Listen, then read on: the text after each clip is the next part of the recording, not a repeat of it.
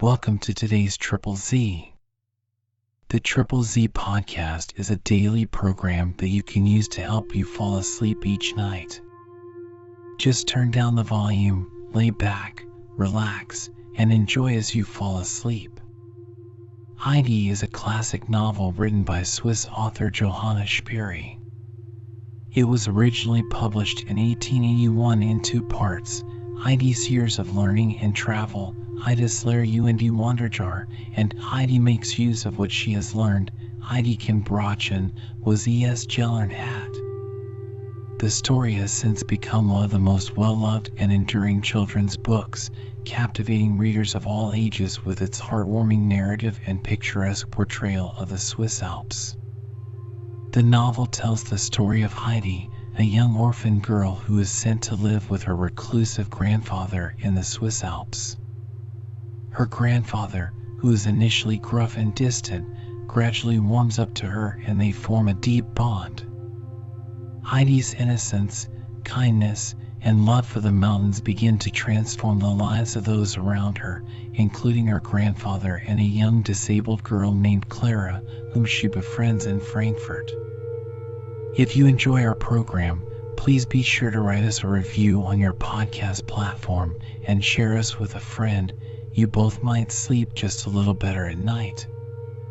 Our website is Triple Z, that's 3zs.media. You can also like and share our content on Facebook or our Instagram account ZZZ Media Podcast. Music for today's episode was provided by the Sleep Channel on Spotify. Chapter 22: Wicked Peter and the Unlucky Chair. Uncle went out early the next morning to see what kind of a day it was going to be. There was a reddish gold light over the higher peaks, a light breeze was springing up, and the branches of the fir trees moved gently to and fro. The sun was on its way. He wheeled the chair out of the shed ready for the coming journey, and then went in to call the children and tell them what a lovely sunrise it was. Peter came up the mountain at this moment. The goats did not gather around him so trustfully as usual, but seemed to avoid him timidly, for he had reached a high pitch of anger and bitterness, and was using his stick very unnecessarily, and where it fell the blow was no light one. For weeks now he had not had Heidi all to himself as formerly. When he came up in the morning, the invalid child was always already in her chair and Heidi fully occupied with her. And it was the same thing over again when he came down in the evening. She had not come out with the goats once this summer, and today she was only coming in company with her friend in the chair, and would stick by the latter's side the whole time. It was the thought of this which was making him particularly cross this morning. There stood the chair on its high wheels. Peter glared at it as at an enemy that had done him harm and was likely to do him still more today. He glanced round. There was no sound anywhere, no one to see him. He sprang forward like a wild creature, caught hold of the chair, and gave it a violent and angry push in the direction of the slope. It rolled swiftly forward and in another minute had disappeared. Peter now sped up the mountain as if on wings, not pausing till he was well hidden behind a large blackberry bush, for he had no wish to be seen by Uncle. But he was anxious to see what had become of the chair, so he looked, and there he saw his enemy running faster and faster downhill. Then it turned head over heels several times, and finally, after one great bound, rolled over and over to its complete destruction.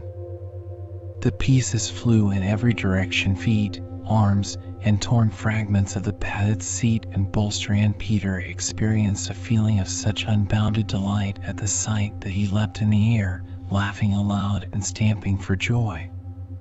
He could see only good results for himself and the disaster to his enemy. Now Heidi's friend would be obliged to go away, for she would have no means of going about, and when Heidi was alone again she would come out with him as in the old days, and everything would go on in the proper way. But Peter did not consider, or did not know, that when we do a wrong thing trouble is sure to follow. Heidi now came running out of the hut and round the shed. Grandfather was behind with Clara in his arms. The shed stood wide open, the two loose planks having been taken down, and it was quite light inside. Heidi looked into every corner and ran from one end to the other, and then stood still wondering what could have happened to the chair. Grandfather now came up. "How is this? Have you wheeled the chair away, Heidi?" "I have been looking everywhere for it, Grandfather. You said it was standing ready outside," and she again searched each corner of the shed with her eyes. At that moment the wind, which had risen suddenly, blew open the shed door and sent it banging back against the wall. "It must have been the wind, Grandfather," exclaimed Heidi, and her eyes grew anxious at this sudden discovery. "Oh, if it has blown the chair all the way down to Dorfly, we shall not get it back in time, and shall not be able to go. If it has rolled as far as that, it will never come back, for it is in 100 pieces by now," said the grandfather, going round the corner and looking down. "But it's a curious thing to have happened," he added as he thought over the matter, "for the chair would have had to turn a corner before starting downhill." "Oh, I am sorry," lamented Clara, "for we shall not be able to go today, or perhaps any other day. I shall have to go home, I suppose, if I have no chair." "Oh, I am so sorry, I am so sorry." But Heidi looked towards her grandfather with her usual expression of confidence. "Grandfather, you will be able to do something, won't you, so that it need not be as Clara says, and so that she is not obliged to go home?"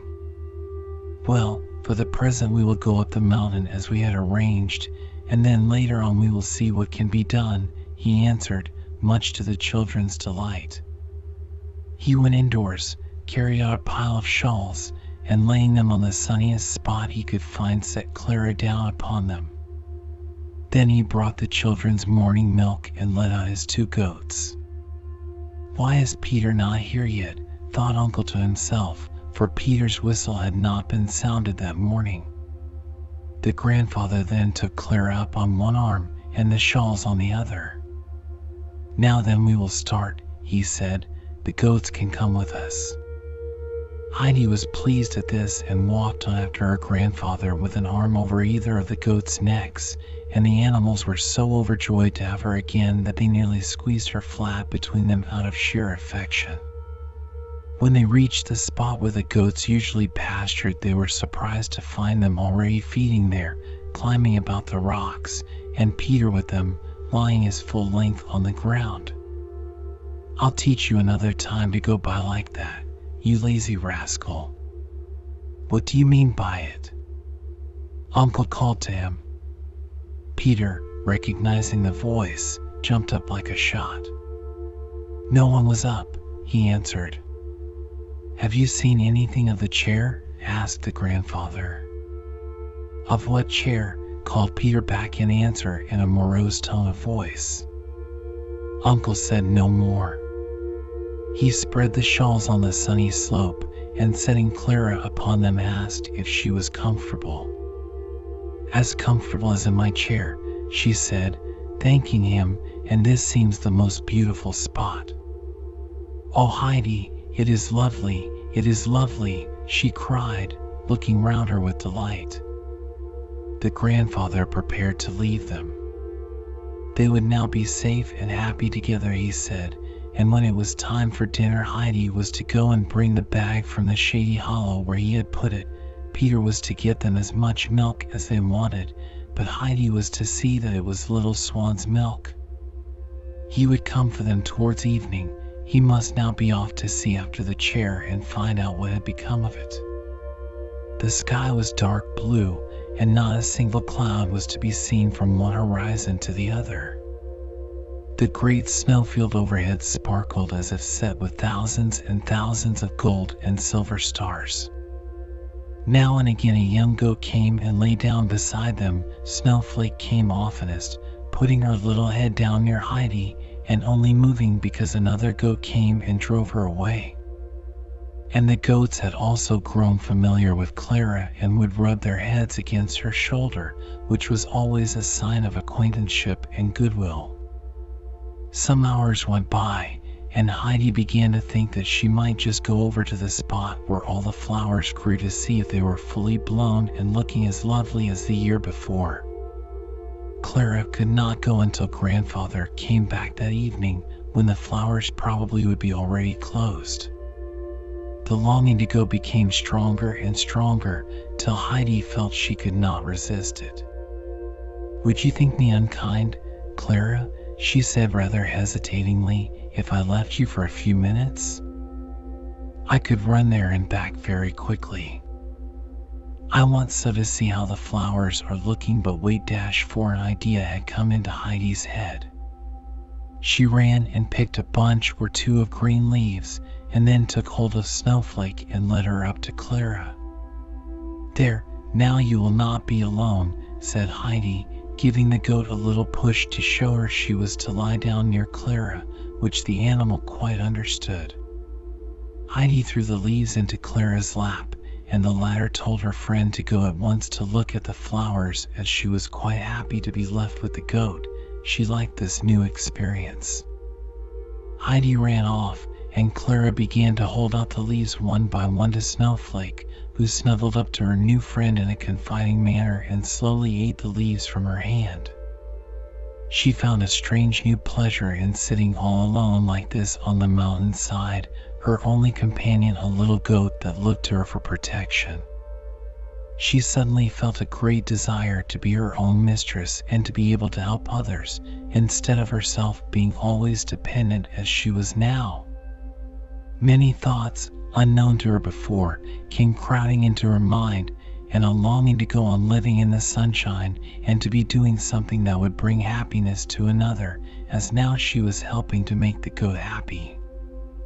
An unaccustomed feeling of joy took possession of her, as if everything she had ever known or felt became all at once more beautiful, and she seemed to see all things in a new light, and so strong was the sense of this new beauty and happiness that she threw her arms round the little goat's neck and exclaimed, "Oh, Snowflake, how delightful it is up here!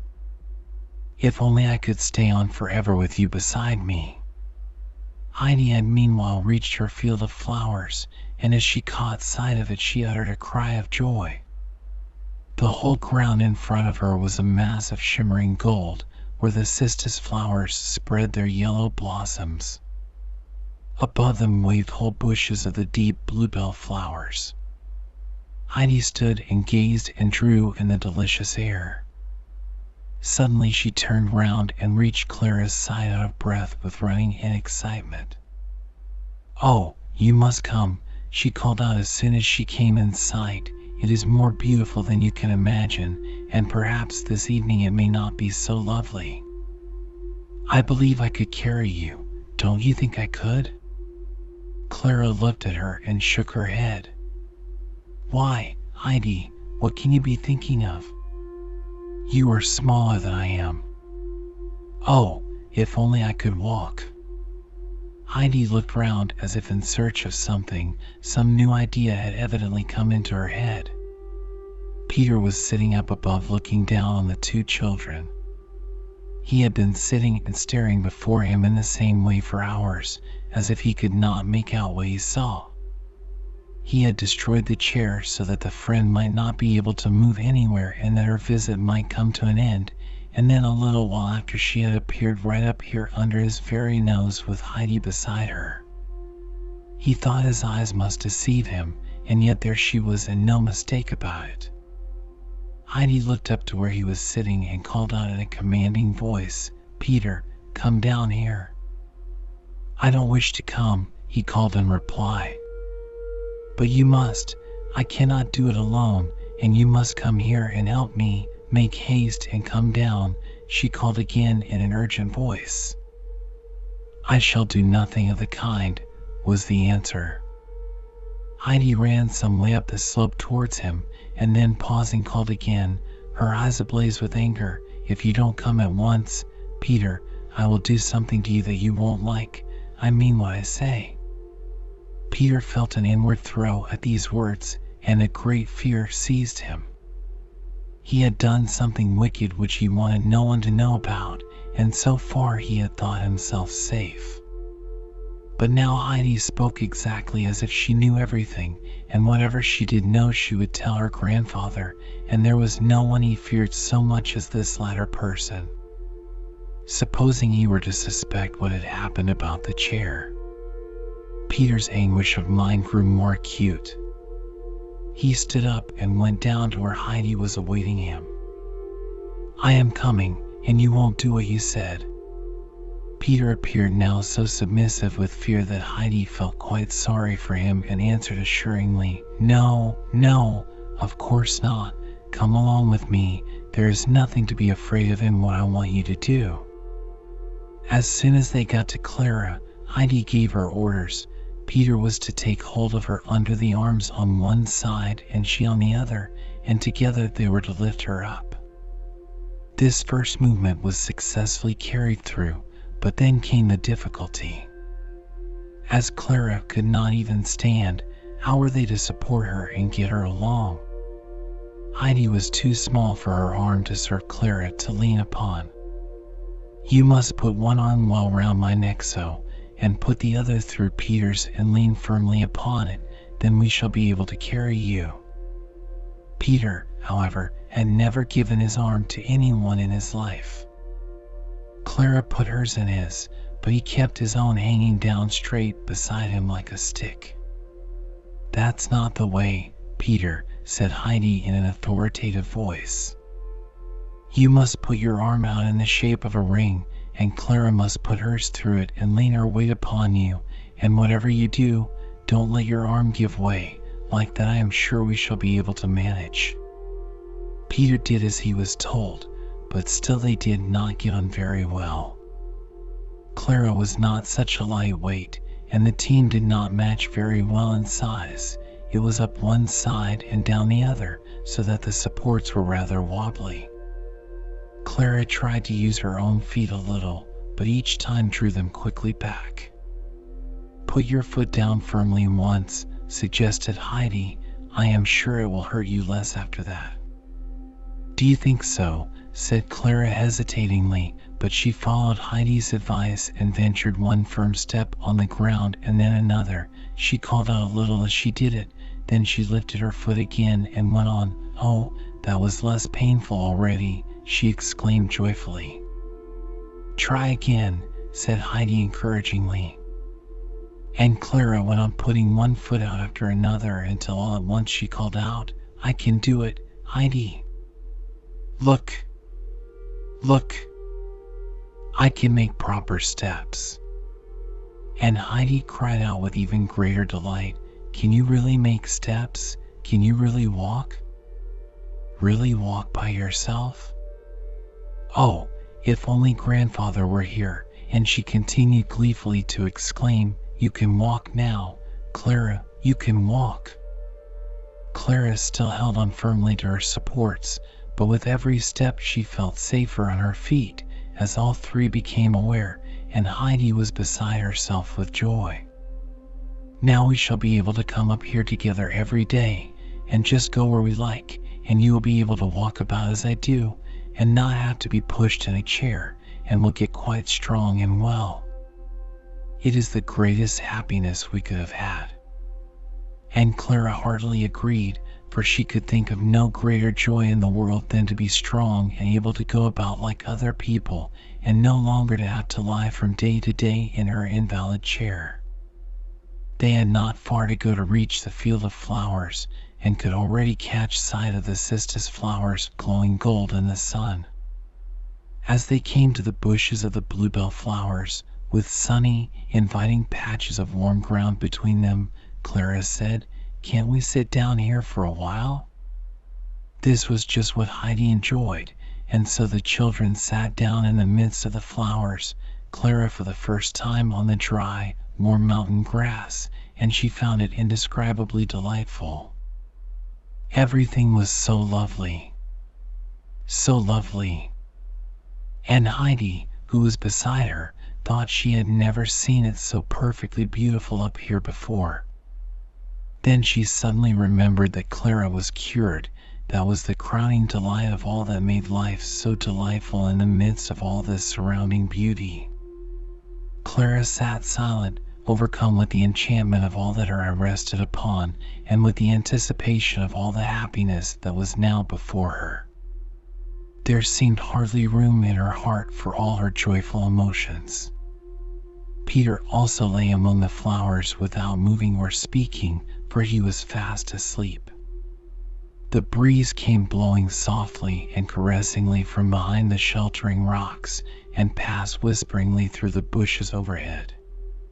Heidi got up now and then to run about, for the flowers waving in the warm wind seemed to smell sweeter and to grow more thickly whichever way she went. So the hours went by. It was long past noon when a small troop of goats advanced solemnly towards the plain of flowers. It was not a feeding place of theirs, for they did not care to graze on flowers. They looked like an embassy arriving, with Greenfinch as their leader. They had evidently come in search of their companions who had left them in the lurch, and who had remained away so long, for the goats could tell the time without mistake. As soon as Greenfinch caught sight of the three missing friends amid the flowers, she set up an extra loud bleat, whereupon all the others joined in a chorus of bleats, and the whole company came trotting towards the children. Peter woke up, rubbing his eyes, for he had been dreaming that he saw the chair again with its beautiful red padding standing whole and uninjured before the grandfather's door. He experienced again the dreadful fear of mind that he had lost in this dream of the uninjured chair. Even though Heidi had promised not to do anything, there still remained the lively dread that his deed might be found out in some other way. He allowed Heidi to do what she liked with him, for he was reduced to such a state of low spirits and meekness that he was ready to give his help to Clara without murmur or resistance. When all three had got back to their old quarters, Heidi ran and brought forward the bag and proceeded to fulfill her promise, for her thread of the morning had been concerned with Peter's dinner. She had seen her grandfather putting in all sorts of good things, and had been pleased to think of Peter having a large share of them, and she had meant him to understand when he refused at first to help her that he would get nothing for his dinner, but Peter's conscience had put another interpretation upon her words. Heidi took the food out of the bag and divided it into 3 portions, and each was of such a goodly size that she thought to herself, there will be plenty of ours left for him to have more still. She gave the other 2 their dinners and sat down with her own beside Clara, and they all 3 ate with a good appetite after their great exertions. Peter ate up every bit of food to the last crumb, but there was something wanting to his usual enjoyment of a good dinner, for every mouthful he swallowed seemed to choke him, and he felt something gnawing inside him. They were so late at their dinner that they had not long to wait after they had finished before grandfather came up to get them. Heidi rushed forward to meet him as soon as he appeared, as she wanted to be the first to tell him the good news. She was so excited that she could hardly get her words out when she did get up to him, but he soon understood, and a look of extreme pleasure came into his face. He hastened up to where Clara was sitting and said with a cheerful smile, "So, we've made the effort, have we, and won the day?" Then he lifted her up, and putting his left arm behind her and giving her his right to lean upon, made her walk a little way, which she did with less trembling and hesitation than before, now that she had such a strong arm round her. Heidi skipped along beside her in glee, and the grandfather looked too as if some happiness had befallen him. "We must not overdo it," he said, taking Clara up in his arms. It is high time we went home, and he started off down the mountain path, for he was anxious to get her indoors that she might rest after her unusual fatigue. When Peter got to Dorfly that evening, he found a large group of people collected round a certain spot, pushing one another and looking over each other's shoulders in their eagerness to catch sight of something lying on the ground. Peter thought he should like to see too, and poked and elbowed till he made his way through. There it lay, the thing he had wanted to see. Scattered about the grass were the remains of Clara's chair, part of the back and the middle bit, and enough of the red padding and the bright nails to show how magnificent the chair had been when it was entire. "I was here when the men passed carrying it up," said the baker, who was standing near Peter. "I'll bet anyone that it was worth $125 at least. I cannot think how such an accident could have happened." "Uncle said the wind might perhaps have done it," remarked one of the women. "It's a good job that no one but the wind did it," said the baker again, "or he might smart for it. No doubt the gentleman in Frankfurt, when he hears what has happened, will make inquiries about it. I am glad for myself that I have not been seen up the mountain for a good 2 years, as suspicion is likely to fall on anyone who was up there at the time." Many more opinions were passed on the matter, but Peter had heard enough. He crept quietly away out of the crowd and then took to his heels and ran up home as fast as he could, as if he thought someone was after him. The baker's words had filled him with fear and trembling. He was sure now that any day a constable might come over from Frankfurt and inquire about the destruction of the chair, and then everything would come out, and he would be seized and carried off to Frankfurt and there put in prison. He reached home in this disturbed state of mind. He would not open his mouth and reply to anything that was said to him. He would not eat his potatoes. All he did was to creep off to bed as quickly as possible and hide under the bedclothes and groan. "Peter has been eating sorrel again, and is evidently in pain by the way he is groaning," said his mother. "You must give him a little more bread to take with him. Give him a bit of mine tomorrow," said the grandmother sympathizingly. As the children lay that night in bed looking out at the stars, Heidi said, "I have been thinking all day what a happy thing it is that God does not give us what we ask for, even when we pray and pray and pray, if he knows there is something better for us. Have you felt like that?" "Why do you ask me that tonight all of a sudden?" asked Clara. "Because I prayed so hard when I was in Frankfurt that I might go home at once, and because I was not allowed to, I thought God had forgotten me. And now you see, if I had come away at first when I wanted to, you would never have come here and would never have got well." Clara had in her turn become thoughtful. "But, Heidi," she began again, "in that case we ought never to pray for anything, as God always intends something better for us than we know or wish for." "You must not think it is like that, Clara," replied Heidi eagerly. "We must go on praying for everything, so that God may know we do not forget that it all comes from him. If we forget God, then he lets us go our own way and we get into trouble." "How did you learn all that?" asked Clara. "Grandmama explained it to me first of all, and then when it all happened just as she said, I knew it myself, and I think, Clara," she went on, as she sat up in bed, "we ought certainly to thank God tonight that you can walk now, and that he has made us so happy." "Yes, Heidi, I am sure you are right, and I am glad you reminded me. I almost forgot my prayers for very joy."